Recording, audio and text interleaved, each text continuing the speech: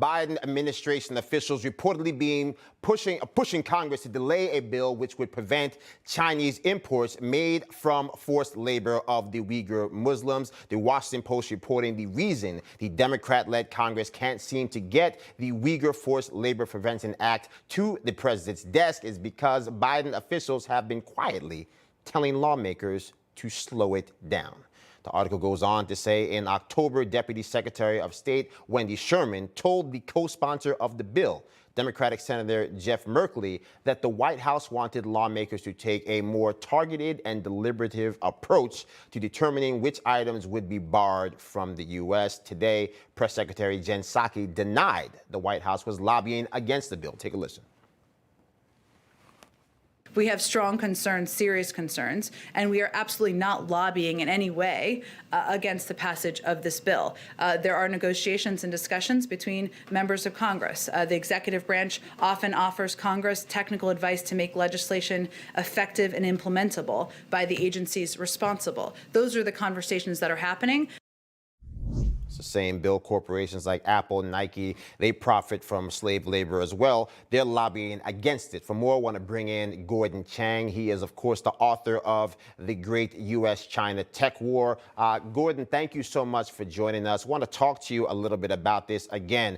This is par for the course from a president who effectively began his presidency on a CNN town hall stage saying that Uyghur slave labor, the detainment of Uyghurs, was a cultural norm. I guess we should have seen this coming. Yeah, certainly. And you know, we've heard, for instance, reporting that John Kerry, the climate czar, has been asking Nancy Pelosi, the Speaker of the House, to sort of exempt solar panels and stuff like that. And Speaker Pelosi has denied that there's been those conversations. But the undeniable fact, Joe, is that this bill, which was passed by the Senate unanimously about 5 months ago, has been stuck in the House. Right. It just hasn't gone anywhere. And I think that Speaker Pelosi owes an explanation why it's a good idea to import goods from China that are made by slave labor. This is just outrageous. I mean, it's really shocking when you think about this. I mean, you have an administration that's denying that they are pushing against the bill in public. It's seemingly doing the exact opposite behind closed doors. How do we actually get some traction here on not just Capitol Hill, but in the public to finally stand up and say that if you're for fair wages here at home, then you have to be opposed to slave labor in the mountains of China, out of public sight and out of public mind? Well, absolutely. And it's got to be a public relations campaign. And this is something that the big companies like Apple, like Nike, can't win because they cannot be exposed in public for supporting slave labor. Right. And that's what it is. It's more than just forced labor, because we know that these Uyghurs and others have been transported around China to provide labor to both domestic and foreign companies, including Nike. Absolutely. So this is just something that is repulsive. It goes against every American value, and we just need to continue to talk about it, because the only way that Apple and others can get their way on slave labor is if they can do it in the dark of night. Absolutely. Now, we know that the House getting ready to perhaps pass their version of the bill. Versions of the bill have passed in the House last year unanimously on the Senate floor this year. Do you think it's possible for the Dems to keep delaying this, or at this point, any efforts to delay will certainly cast them in a negative light, not just with Republicans, but I think the nation writ large? Yeah, I think that the effort to have a House bill really is a delaying effort. It is not an effort to actually see legislation, because they have legislation from the Senate already.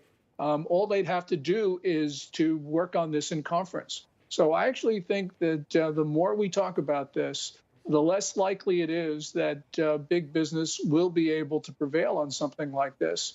And we just got to express our outrage. So thank you very much for raising this, because it is so critical Well, I mean, I think to that point, when you take all of this in its totality, you have a Chinese government that has been engaged in the hacking of U.S. sources. You have a Chinese government that, again, has been complicit with an Iranian Ayatollah, Chinese government working hand in hand now with the Taliban, seizing that airport in Kabul. Step by step, issue by issue, they are working against the interests of our nation. And now, again, we are seeing concrete evidence. We know they're working against the interests of freedom, starting with the fact that they have deprived the Uyghur people of their literal freedom and gone back to a slave practice that no one wants to see anywhere in the world, and certainly not in the products that we actually bring here to these states. Yeah, China's committing genocide and other crimes against humanity in Xinjiang. These atrocities are probably being spread not only to Tibet, but to other places as well. Right. And, you know, just another aspect of this, we will not be able to have good jobs for Americans if Apple and other companies are allowed to import products that are made at abnormally low wages because workers are forced. So this is an issue that is also about U.S. manufacturing. Absolutely. You have good jobs for U.S. people. They're not going to be taking fentanyl, which you talked about in the prior segment with Representative Fallon. So there's a whole lot of knock-on effects from this, Joe, and not all of them are in China. Many of them are here. Absolutely. The ripple effects are endless. America first doesn't just mean Americans first. It also means bringing the rest of the world with us, including those Uyghurs who are being subjected to the most inhumane conditions. Gordon Chang, as always, my friend, God bless you. We'll talk to you again soon. Thank you, Joe.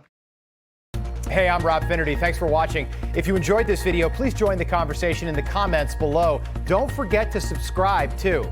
Hit the bell icon to be alerted to breaking news. And remember, there's a whole lot more on Newsmax TV, America's fastest growing cable news network. Newsmax TV, we're real news for real people.